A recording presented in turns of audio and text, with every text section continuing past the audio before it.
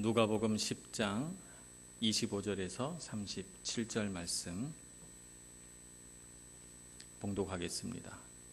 어떤 율법 교사가 일어나 예수를 시험하여 이르되 선생님, 내가 무엇을 하여야 영생을 얻으리이까?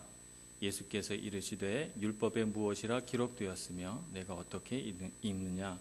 대답하여 이르되 내 마음을 다하며 목숨을 다하며 힘을 다하며 뜻을 다하여 주 너의 하나님을 사랑하고 또한 내 이웃을 내 자신같이 사랑하라 하셨나이다. 예수께서 이르시되 내 대답이 옳도다. 이를 행하라. 그러면 살리라 하시니 그 사람이 자기를 옳게 보이려고 예수께 여짜오되 그러면 내 이웃이 누구니이까? 예수께서 대답하여 이르시되 어떤 사람이 예루살렘에서 여리고로 내려가다가 강도를 만나매 강도들이 그 옷을 벗기고 때려 거의 죽은 것을 버리고 갔더라. 마침 한 제사장이 그 길로 내려가다가 그를 보고 피하여 지나가고 또 이와 같이 한 레위인도 그곳에 이르러 그를 보고 피하여 지나가되 어떤 사마리아 사람은 여행하는 중 거기에 이르러 그를 보고 불쌍히 여겨 가까이 가서 기름과 포도주를 그 상처에 붓고 싸매고 자기 짐승에 태워 주막으로 데리고 가서 돌보아 주니라. 그 이튿날 그가 주막 주인에게 데나리온 2를 내어주며 이르되 이 사람을 돌보아 주라.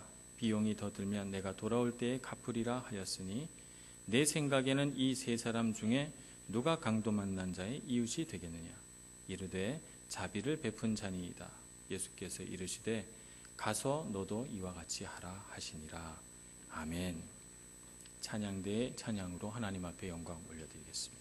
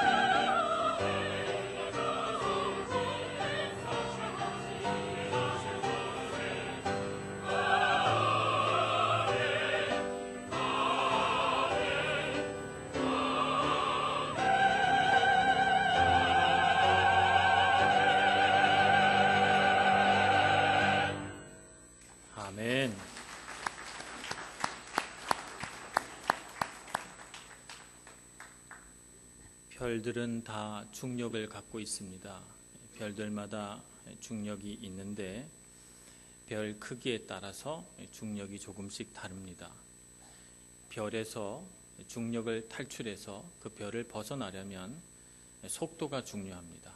얼마나 빠른 속도로 그 별에서 탈출하냐에 따라서 별을 빠져나올 수도 있고 중력에 갇힐 수도 있고 그럽니다. 지구를 벗어나려면 초당 약 한 11km 정도의 속도로 우주선이 날아가야만 지구의 중력을 벗어날 수가 있습니다. 우리 태양계 중에서는 이제 목성이라고 하는 별이 참 큽니다만 이 목성의 중력을 벗어나려면 초당 한 60km 속도의 속도로 달려가야 됩니다. 우리가 보통 시내에서 시속 60km 정도로 달리니까 자동차가 1시간 갈 거리를 1초에 휙 가야지 중력을 벗어날 수가 있어요. 그러면 태양의 중력을 벗어나려면 어느 정도의 속도가 필요할까요? 약 한 643km의 속도가 필요합니다. 초당 600m. 여기서 로마 좀 몸이처까지 가는 속도 1초에 그 정도 속도로 휙 날아가야 됩니다. 그렇게 되면 태양의 중력을 벗어날 수가 있습니다. 중력 얘기를 왜 하는가? 우리 사람에게도 중력이 있기 때문입니다. 사람에게도 이 자아의 중력이 있어요. 우리 자아의 중력은 우리에게 썩 좋지 않습니다. 왜냐하면 우리는 우리 자아가 항상 내 중심으로 살아가서 모든 일을 나에게 유리하게 해석을 한다 말입니다.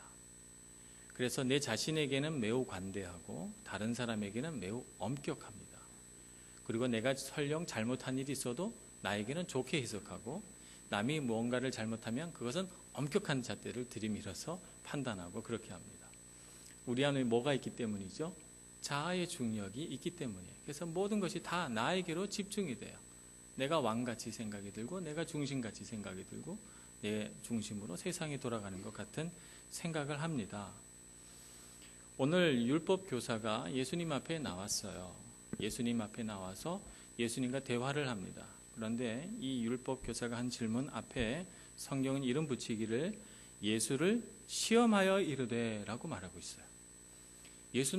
예수님을 시험하려고 이 율법 교사가 온 거예요. 성경을 많이 알고 있고 이 사람은 사람들에게 존경받고 있는 사람이에요. 근데 예수님을 시험하러 온 것입니다. 뭐라고 시험하려고 온 건가? 이 사람이 시험하려고 하는 내용이 뭘까 하는 궁금증이 일어납니다. 그것을 알려면 29절을 봐야 합니다. 29절에 보니까 그 사람이 자기를 옳게 보이려고 예수께 여짜오되 이렇게 말하고 있습니다. 그러니까 이 사람이 시험하려고 하는 그 마음 중심에는 자기를 옳게 보이려는 마음이 있다는 거예요. 내가 옳게 보이려는 마음.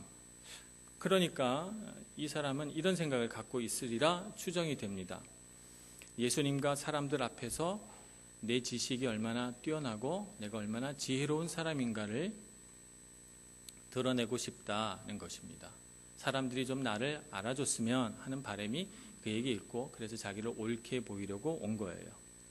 또 뿐만 아니라 자기를 옳게 보이려니까 사람들에게 사랑받고 존경받는 이 예수라는 사람에게 어렵고 까다로운 질문을 던져서 그로 하여금 당황하게 그 질문에 대답하기가 어렵게 만들어서 자신이 예수와 비교해서 얼마나 똑똑한 사람인가 잘난 사람인가 라고 하는 것을 보여주고 싶은 거예요. 그래서 그런 의도를 가지고 예수님 앞에 온 것입니다. 중력 얘기를 다시 한다면 이 율법 교사는 학식도 뛰어나고 성경에 대해서도 잘 아는 사람이지만 그 마음 안에 자아의 중력이 너무 강하다. 자아의 중력이 너무 강해서 자기 식대로 상황을 해석하고 자기가 주인 되려고 한다 하는 것을 우리는 금세 알 수가 있습니다. 이런 모습이 결코 좋아 보이지는 않습니다. 그런데 우리가 살아가는 세상을 가만 살펴보면 나도 그렇고 또 다른 사람들도 보면 이 자아의 중력에 갇혀서 다 자기가 주인공 같이 생각하면서 살아간단 말입니다. 그러니 우리가 성경을 이렇게 읽으면서 율법교사 잘못됐네, 손가락질 할 것이 아니고 이 모습이 내 모습이구나 라고 깨달아야 될 줄로 믿습니다. 율법교사 안에 있는 그 자아의 중력을 나도 갖고 있어요.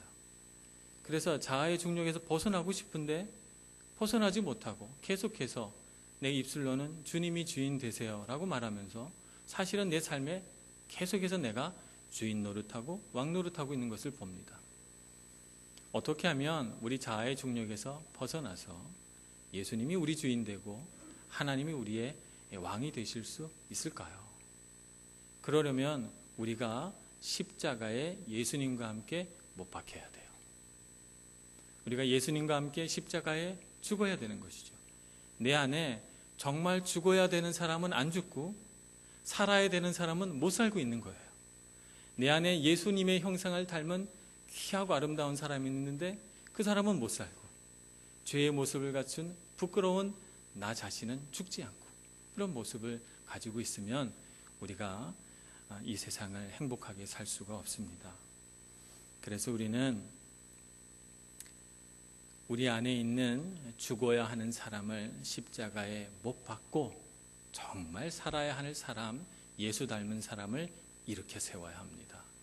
그렇게 되면 우리 자아의 중력은 다 소멸이 되고 하나님의 중력을 느끼게 됩니다. 하나님께서 이끄시는 대로, 하나님께서 당기시는 대로, 하나님께서 인도하시는 대로 걸어갈 수가 있는 것입니다. 그러므로 자아를 죽이고 하나님을 따라가시는 저와 여러분 될 수 있기를 소망합니다. 율법 교사는 그렇지만 예수님 앞에 성경의 말씀을 풀어서 대답할 때는 참 대답을 잘 했습니다. 예수님께 질문한 사람도 율법 교사고 예수님이 너는 어떻게 생각하느냐라고 물었을 때 또 거기에 대해서 해박한 지식으로 대답을 잘 합니다. 뭐라고 대답하는가 하면 27절 내 마음을 다하며 목숨을 다하며 힘을 다하며 뜻을 다하여 주 너의 하나님을 사랑하고 이것이 첫 번째 계명. 또한 내 이웃을 내 자신같이 사랑하라. 또 두 번째 계명. 이렇게 해서 그 두 가지를 예수님에게 말씀해 주십니다. 예수님이 아주 기쁘셨던 것 같아요. 그래서 칭찬하시죠. 내 대답이 옳도다. 이를 행하라. 그러면 살리라. 이렇게 말씀하십니다. 앞에 말씀 내 마음을 다하며 목숨을 다하며 힘을 다하며 뜻을 다하여 주 너의 하나님을 사랑하라는 말씀은 율법교사의 말씀이 아니고 신명기 6장 4절에 나오는 하나님의 말씀입니다. 또 내 이웃을 내 몸과 같이 내 자신과 같이 사랑하라는 말씀은 또 율법교사의 말이 아니고 레위기 19장 18절의 말씀을 그대로 인용한 말씀입니다. 그러니 이 두 말씀은 성경에 있는 말씀 중에 가장 귀한 말씀 두 가지를 딱 퍼온 것입니다. 너무너무 귀한 말씀이죠. 그래서 우리는 알게 됩니다. 이웃을 사랑한다는 것은 곧 하나님 사랑으로부터 시작이 되는구나. 하나님을 많이 사랑하면 그것이 쭉 흘러내려가서 이웃을 사랑하는 것이 되는구나 하는 것을 알게 됩니다. 그러니 내가 이웃을 사랑하려면, 내 가족을 사랑하려면, 내 친구를 사랑하려면 누구를 먼저 사랑해야 합니까? 하나님을 먼저 사랑해야 됩니다. 안 그러고 하나님을 사랑하지 않은 채 내가 이웃을 사랑하고 가족을 사랑하고 친구를 사랑하려고 하면 내 안에 뭐가 작동해요? 자아의 중력이 작동해서 나는 정말 사랑해주고 싶고 나는 정말 좋은 것들을 많이 주고 싶은데 내 안에 있는 죽어있지 못한 내가 계속해서 독을 뿜어내서 내 사랑하는 가족과 친구들을 서서히 질식시켜 간다는 말입니다. 그러니 우리 안에 있는 이 독을 제하려면 하나님 사랑을 먼저 해야 합니다. 그런데 하나님 사랑과 이웃 사랑 사이에 또 다른 사랑 하나가 숨겨져 있는데 여기 보니까 내 이웃을 내 자신같이 사랑하라 했습니다. 그러니 이웃 사랑 전에 뭐가 있어야 됩니까? 자기 사랑이 있어야 합니다. 하나님 사랑, 자기 사랑, 이웃 사랑 이렇게 돼야 되는 것이죠. 그러니까 이웃 사랑이라고 하는 것은 하나님을 사랑하고 하나님 사랑을 알아서 내가 또 나를 사랑할 때 이웃 사랑이 되는 거예요. 내가 나를 사랑하지 않고는 이웃 사랑이 안 되는 것입니다. 가인과 아벨 이야기 우리 잘 알고 있습니다. 가인이라고 하는 사람의 이름의 뜻은 세상을 다스리라 라고 하는 뜻입니다. 아담과 하와가 에덴 동산에서 추방당하고 나가서 그들 나름대로 열심히 삶을 개척할 때 하나님이 주신 축복으로 첫 아들을 낳았어요. 아들을 낳고 보니까 너무너무 마음이 기쁜 거예요. 아들의 이름을 어떻게 하면 좋을까? 세상을 다스리라 이렇게 짓자. 그래서 아들의 이름을 가인이라고 지어줍니다. 근데 둘째 아들의 이름은 이상하게 아벨이라고 하는 말의 뜻은요, 허무하다라는 뜻입니다. 허무하다. 그래서 그냥 이름만 놓고 보면 아담과 하와가 가인을 좀 더 사랑했나 보다 하는 느낌을 받습니다. 왜냐하면 아들의 이름을 허무 이렇게 지어주질 않잖아요. 대답이 없으면 긍정이에요. 가인을 더 사랑한 것 같습니다. 가인을 더 사랑했어요. 그런데 말입니다. 가인과 아벨이 성장해서 어른이 돼서 하나님 앞에 제사를 드리는데 하나님은 가인의 제사를 안 받으세요. 가인이 너무 섭섭한 것입니다. 가인이 정말 하나님 앞에 잘 제사 드린 것 같은데 아벨의 제사만 받고 가인의 제사를 안 받아요. 성경에는 그 어떤 설명도 나와 있지 않지만 우리는 하나님께서 그럴 만한 이유가 있으시다는 걸 금방 알 수가 있습니다. 하나님께서 그 제사를 안 받으신 이유는 제사가 준비가 잘 안 돼서가 아니고 제사 드릴 때 그 물품들이 하나님이 원하시는 물품이 아니라서가 아닙니다. 하나님이 그 제사를 안 받으신 이유는 단 하나밖에 없어요. 마음이 준비되지 않았기 때문입니다. 하나님께서 오늘 우리가 예배 드릴 때도 예배를 만약 안 받으신다면 안 받으신 이유는 하나밖에 없어요. 마음이 준비되지 않았기 때문이죠. 그러니 가인이 하나님 앞에 제사를 드릴 때 하나님이 안 받으신 이유는 모든 것이 다 준비됐는데 정말 향기롭고 아름다운 예물이 다 준비됐는데 한 가지 준비 안 됐습니다. 가인의 마음이 준비가 안 된 거예요. 그래서 하나님이 가인의 제물을 안 받고 아벨의 제물만 받습니다. 그러면 마음이 준비 안 됐다는 것을 어떻게 알 수 있느냐? 제사를 받지 않는 하나님을 보고 가인이 분노합니다. 자기 마음속에 있는 자아의 중력이 작동하면서 내가 뭘 잘못했지라고 생각하지 않고 내가 이렇게 하나님 앞에 사랑받지 못한 이유는 다 내 동생 아벨 때문이야 라고 타인에게 책임을 전가합니다. 그리고 그를 들에서 만났을 때 돌로 쳐 죽이고 하나님의 사랑을 독차지하고자 합니다. 마음이 준비되지 않았죠. 그래서 하나님은 그를 놋이라고 하는 땅으로 보내버립니다. 그곳에서 그가 두려움에 떨자 이마에 카인의 표시를 해주고 그 땅에서 두려움 없이 살아가도록 배려해 줍니다만 그는 평생 누군가가 나를 죽일지 모른다는 두려움 속에 살아갑니다. 근데 그 놋이라고 하는 땅이 풀이하면 쉼이 없다라는 뜻을 갖고 있어요.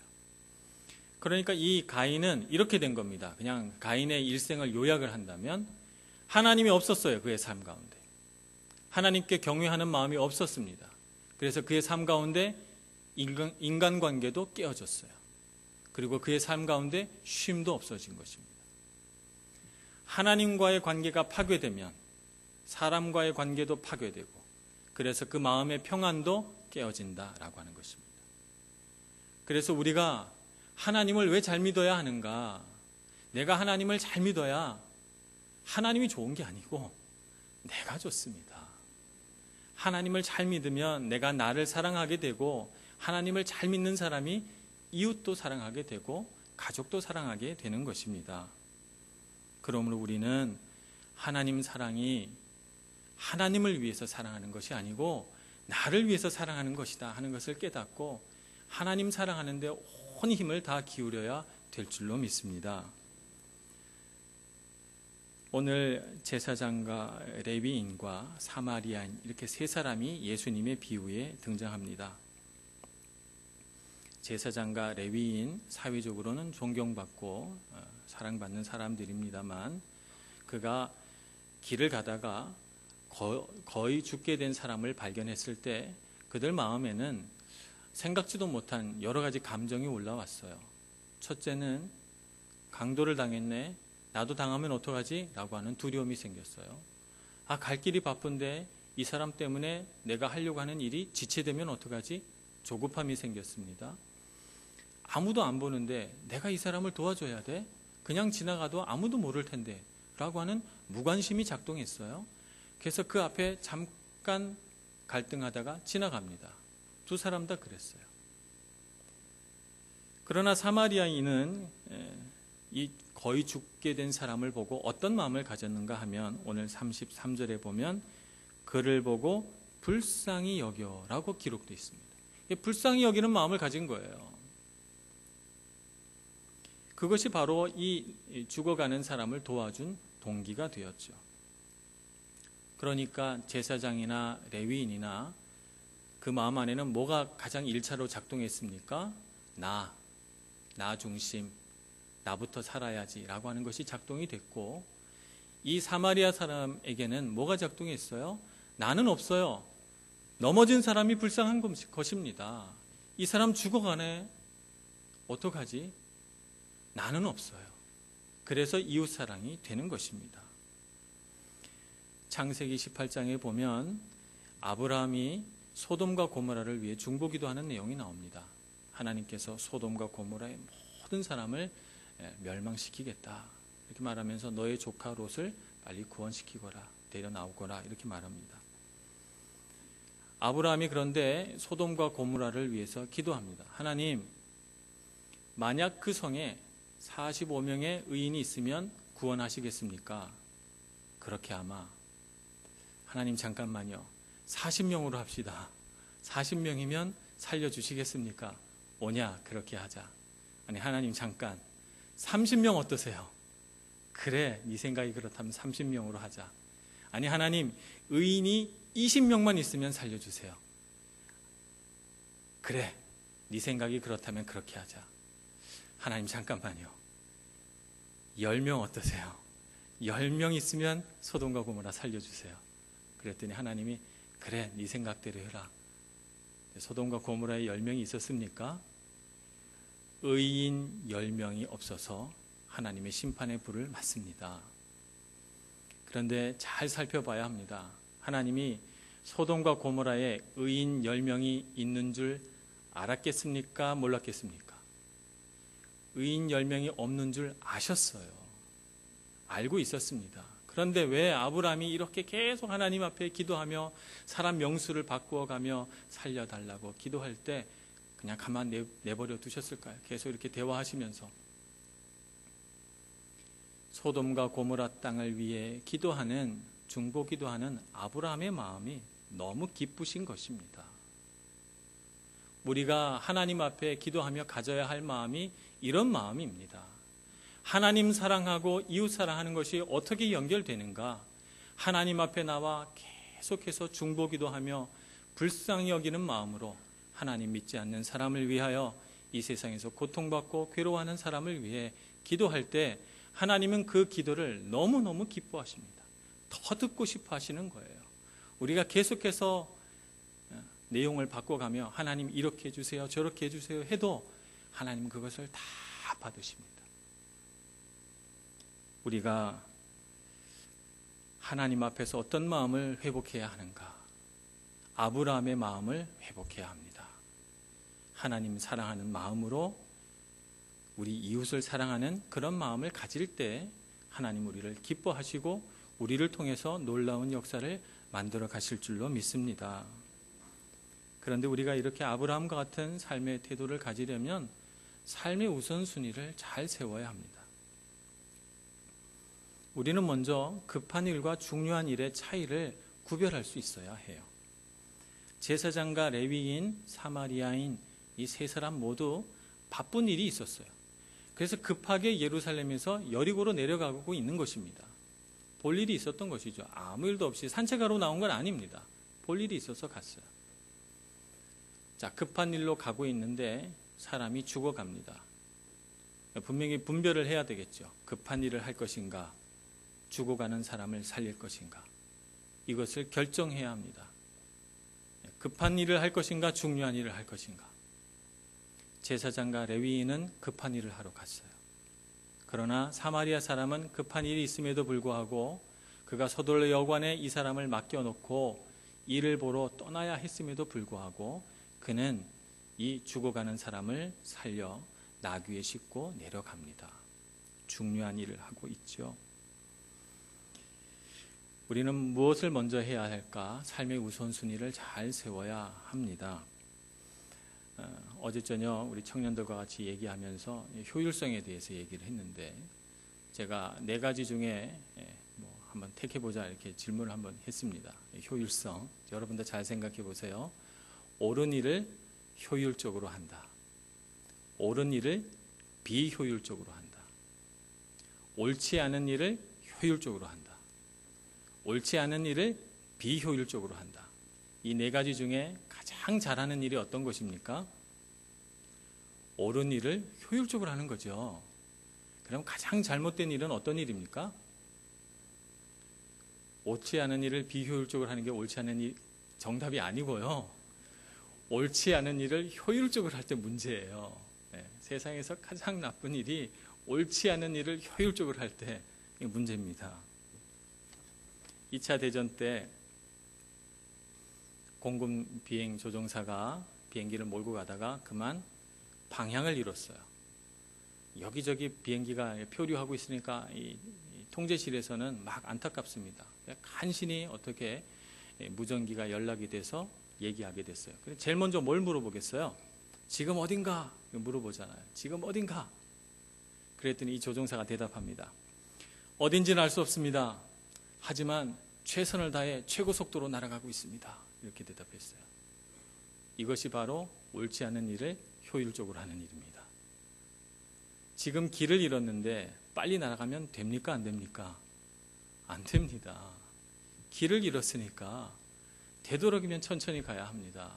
방향을 바로 세울 때까지는 말입니다. 사람이 일반적으로 길을 잃으면 과학자들이 보고하기를 발걸음이 빨라진다고 합니다. 길을 잃으면 이게 서야 되잖아요. 서서 내가 어디서부터 길을 잃었지? 이렇게 생각하고 다시 길을 찾아가야 되는데 길을 잃으면 걸음이 빨라진답니다.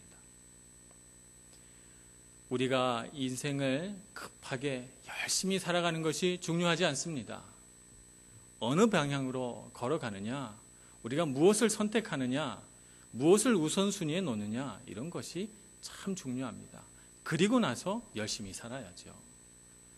사마리아인처럼 하나님 앞에서 내가 어떤 일을 해야 지금 옳은가라고 하는 것을 분명히 판단하고 그 옳은 일에 헌신할 수 있어야 합니다. 그러니 여러분 급하고 바쁘고 정신없게 살지 마시고 무엇을 해야 옳은 일인가 하는 것을 잘 분별해서 중요한 일에 헌신할 수 있는 여러분들 되시기를 축복합니다. 사마리아인처럼 우리도 이웃 사랑하는 것이 중요한 일인 줄 알아야 합니다. 그러면 이웃 사랑하는 것은 누구를 기쁘게 하는 일이 되어야 하는가? 우리가 3번째로 생각해 봐야 할 일입니다. 누구를 기쁘게 해야 하는가? 우리는 모든 사람을 기쁘게 할 수 없습니다. 이 사람을 기쁘게 해주면 이쪽 사람이 섭섭해해요. 이 사람을 기쁘게 해주면 또 이 사람이 섭섭해합니다. 그러니까 우리는 모든 사람을 다 기쁘게 해줄 수 없어요. 하나님도 모든 사람을 기쁘게 하려고 하진 않습니다. 성경을 가만 보면 하나님도 모든 사람을 다 기쁘게 하지 않으세요. 하나님도 하시지 않은 일을 왜 우리가 할 수 있다고 생각합니까? 그러니까 우리는 모든 사람을 기쁘게 할 수 없다는 것을 잘 알아야 합니다. 그러면 누구를 기쁘게 해야 하는가? 우리 안에 회복해야 할 기준이 있는데 하나님을 기쁘시게 해야 돼요. 하나님을 기쁘시게 해야 하는데 하나님을 기쁘시게 하지 않고 자꾸 우리는 사람을 봅니다. 왜냐하면 사람을 기쁘게 하면 그 사람이 또 나를 기쁘게 해줄 걸로 기대하기 때문이죠. 그래서 궁극적인 목표는 내가 기쁜 거예요. 내가 기쁘려니까 누구를 기쁘게 해요? 사람을 기쁘게 해주고 그 사람에게 또 내가 받고 이렇게 하려는 것입니다. 그러다 보니까 우리의 눈은 항상 사람을 향해 가 있는 것입니다. 하나님을 보지 않고 사람을 봐요. 사람이 나에게 어떻게 해주냐에 따라서 내 마음이 즐거웠다, 우울했다. 사람들이 나를 어떻게 대우하냐에 따라서 내가 높아졌다, 낮아졌다. 사람들이 나에게 어떻게 말해주냐에 따라서 나의 자존감이 높아졌다가 낮아졌다가 이렇게 됩니다. 사람을 바라보면 우리의 마음은 춤을 춥니다. 요동을 칩니다. 우리는 누구를 바라봐야 합니까? 하나님을 바라봐야 합니다. 그리고 하나님을 기쁘시게 하면 하나님은 절대 뺏기지 않을 기쁨을 우리에게 주십니다. 그 기쁨을 누리시는 여러분들 되시기를 바랍니다. 그래서 우리가 누군가를 도와줄 때 어떤 마음을 가지고 도와줘야 합니까? 하나님을 기쁘시게 하려는 마음을 가지고 도와줘야 돼요. 만약 도와주는 그 사람을 기쁘게 하려면 꼭 그 사람 때문에 힘든 일이 생깁니다. 그래서 그 사람한테 좋은 일 해주고 나중에 욕을 봐요. 섭섭하고 상처받고 하니까 다음부터는 착한 일 하지 말자, 도와주지 말자, 이런 마음이 생기고요. 사람에게 대하여 쓴 마음을 갖게 돼요. 그건 왜 그렇습니까? 사람을 기쁘게 하려고 했으니까 그런 것입니다. 우리는 누구를 도와줄 때, 누구에게 선을 베풀 때 하나님을 기쁘시게 해야 돼요. 그래서 우리는 착한 일을 해놓고 이렇게 기도해야 되죠. 하나님, 얼마나 좋으세요? 하나님 기쁘시죠? 제가 주님 기쁜 일 했어요. 그리고 내가 도와준 사람은 보지 않는 것입니다.